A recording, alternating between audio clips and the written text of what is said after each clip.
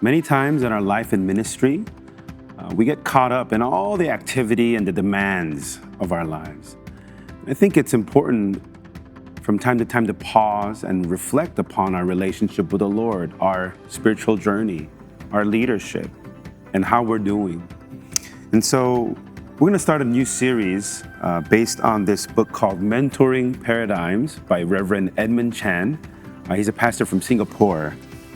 And hopefully this will provide short moments where we can stop and pause and reflect upon the deeper things of our life and ministry.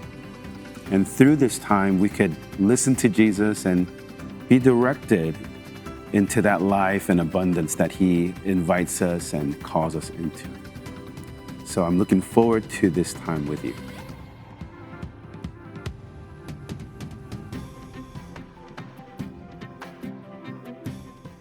We tend to ignore what cannot be seen. Have you ever stood before a famous skyscraper like the Empire State Building or the 6-3 building in Korea? It's so spectacular, and so many people stand in front of it and they're caught up and mesmerized by the outward decoration and the height of it. But what often happens is inevitably they ignore the foundation, the substructure. Why? Because it's unseen. I think in life, we gravitate toward the visible and the spectacular, right? We judge according to the outward appearance and how well things are going on the outside of life. And we become prideful and we are wowed. And then when things are not going so well on the outside, we might become discouraged and depleted. Now, as much as the outside aspect is important, that's not the area we should spend the most effort and time in. Actually, the area we have to spend the most time and effort in is the unseen realm. It is the substructure, the unseen foundation, because that is where the true strength of our life and ministry belongs.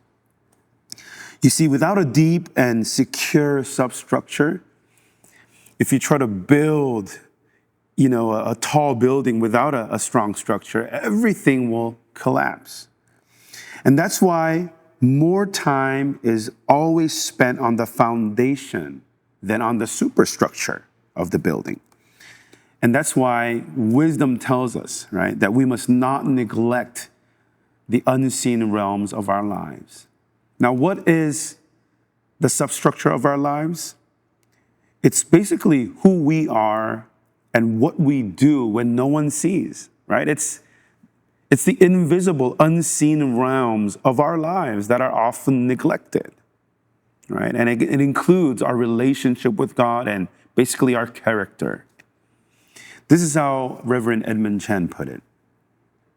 It's a life of worship, lived before God in the fear of Him and held together by humility, wisdom, and perseverance, constitutes a foundation that will withstand immense stress and strain.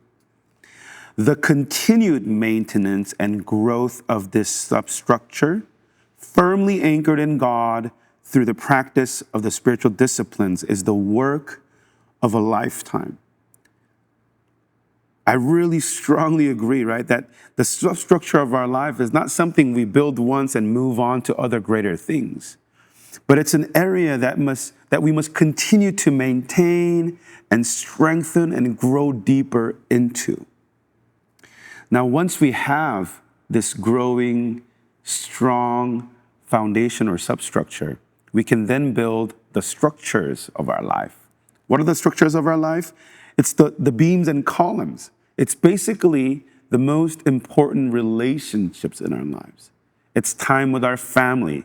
It's time with spiritual kin, right? It's the spiritual companionship and the mutual encouragement we share with our mentors, with our fellow disciples.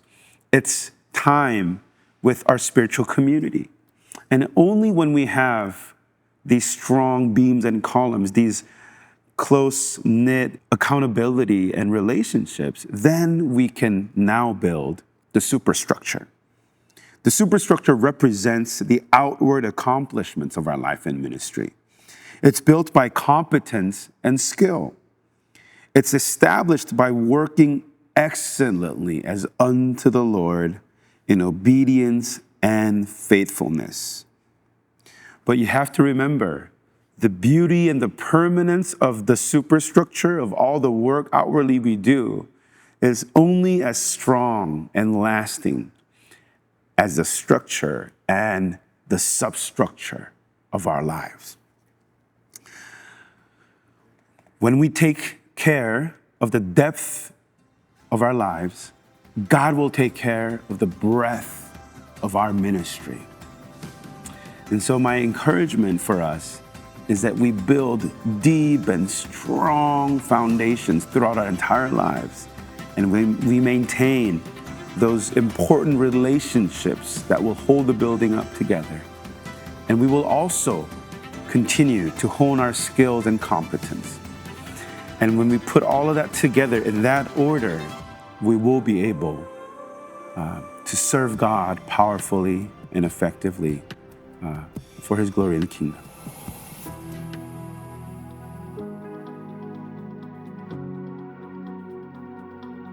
Here are 3 questions for deeper reflection and application into our lives.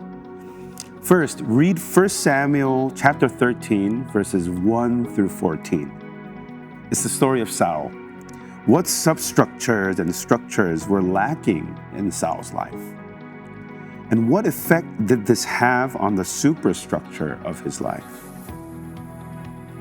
Second, what have you been spending the most time and conscious effort in building? Is it the substructure, the structures, or the superstructure of your life? And why?